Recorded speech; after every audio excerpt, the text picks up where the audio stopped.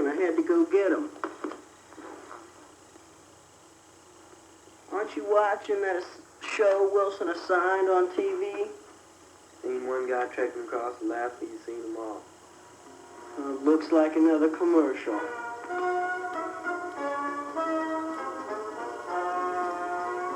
When winter storms strike urban areas, many things may happen.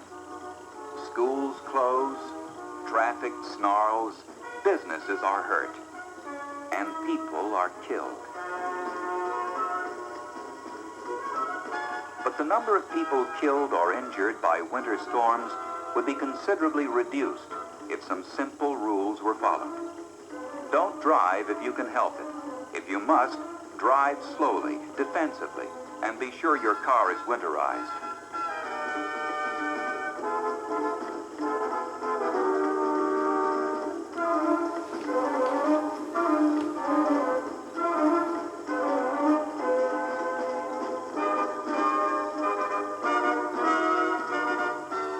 Walk carefully and don't take unnecessary chances. Footing can be treacherous, and drivers can easily lose control of their cars. Don't overexert yourself, and you can help it. Stay indoors during cold snaps and storms unless you're in top physical condition. Heart attacks are a common cause of death during winter storms. Winter storms come in many forms: ice, sleet, heavy snow, and extremely low temperatures. So remember, pay attention to official bulletins.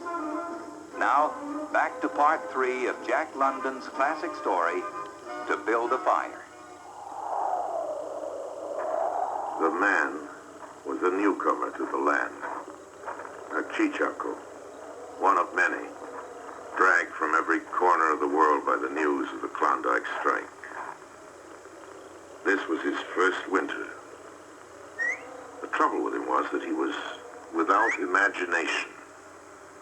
He was quick and alert in the things of life, but only in the things, not in the significances. The tremendous cold made no impression on the man. 50 degrees below zero meant 80-odd degrees of frost. Such a fact impressed him as being cold and uncomfortable, and that was all. It did not lead him to meditate upon his frailty as a creature of temperature, and upon man's frailty in general, able only to live within certain narrow limits of heat and cold. 50 degrees below zero stood for a bite of frost that hurt, and that must be guarded against by the use of ear-flaps, mittens, thick socks, and warm moccasins. 50 degrees below zero. He remembered the advice of the old-timer on Sulphur Creek. The old-timer had been very serious in laying down the law that no man must travel alone in the Klondike after 50 below. Well, here he was. He'd had the accident. He was alone. And he had saved himself. All a man has to do is to keep his head, and he's all right. Any man who's a man could travel alone.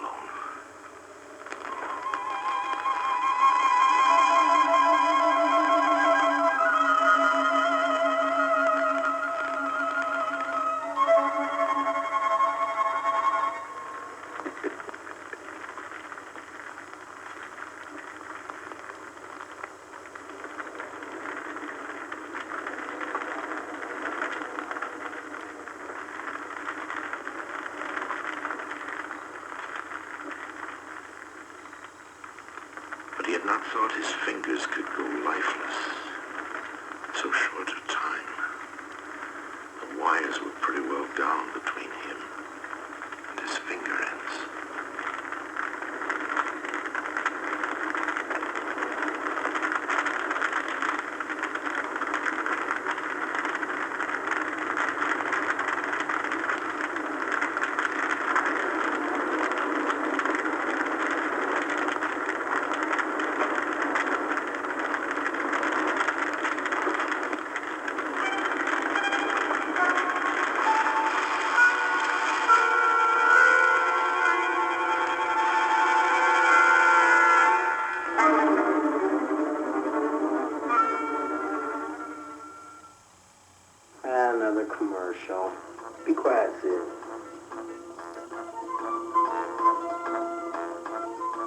weather in the country can be beautiful. But a winter storm can produce double problems for people in rural areas.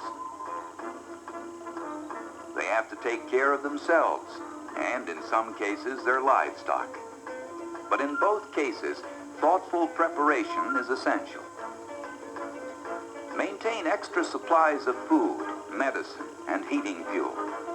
If a severe storm hits your area, supply carriers may not be able to get through. If you're trapped in a car, don't panic. Stay in the vehicle where you can keep warm and are more likely to be found. Move livestock into shelter areas, and if a storm lasts over 48 hours, emergency feed methods will be needed. In rural areas, make sure you are prepared for winter storms. Now the conclusion of To Build a Fire.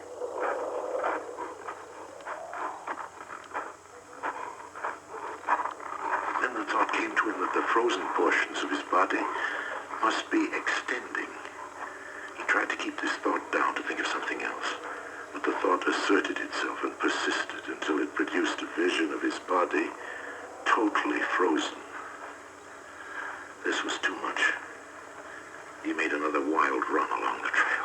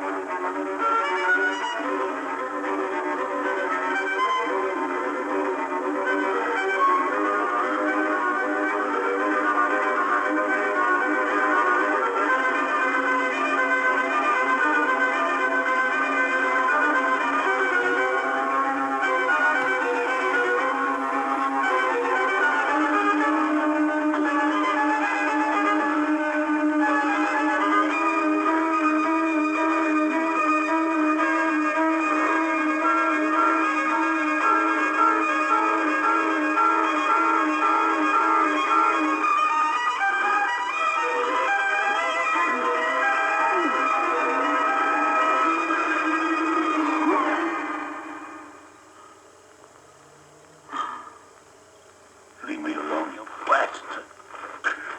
Oh. Leave me alone.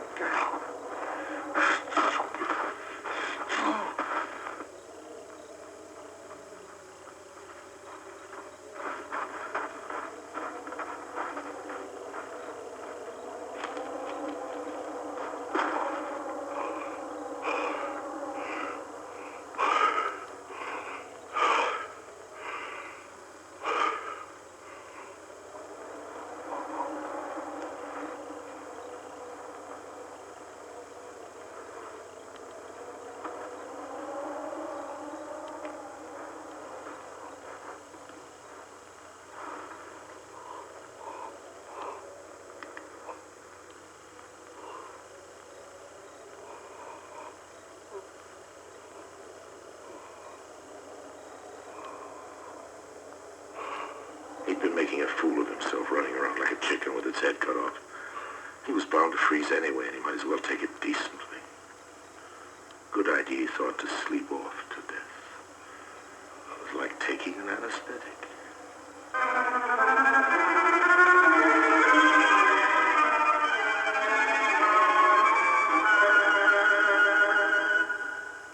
You was right, old-timer. You was right. Never in the dog's experience had it known a man to sit like that in the snow and make no fire. But the man remained silent. As the twilight drew on, the dog's eager yearning for the fire mastered it. It caught the scent of death and backed away.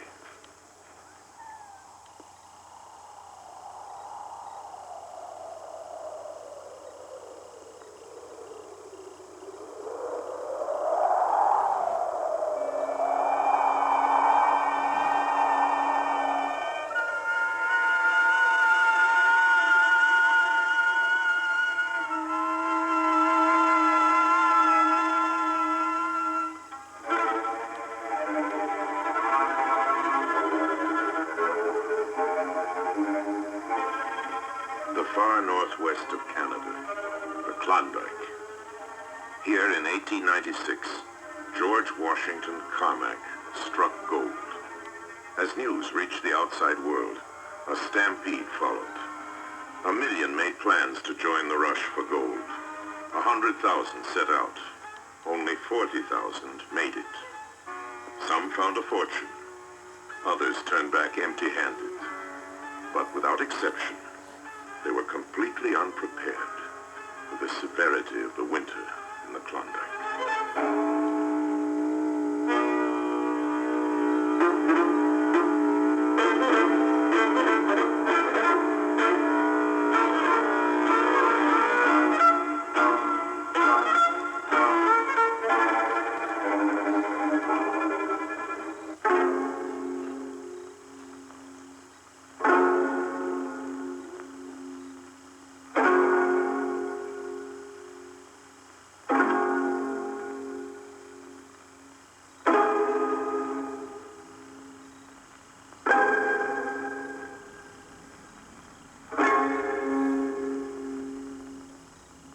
Sid, wake up. Stop daydreaming. Get up.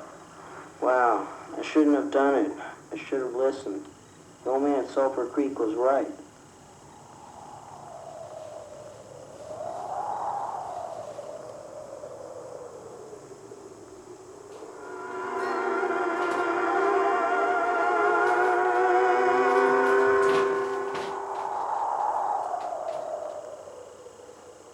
The trouble with him was that he was without imagination.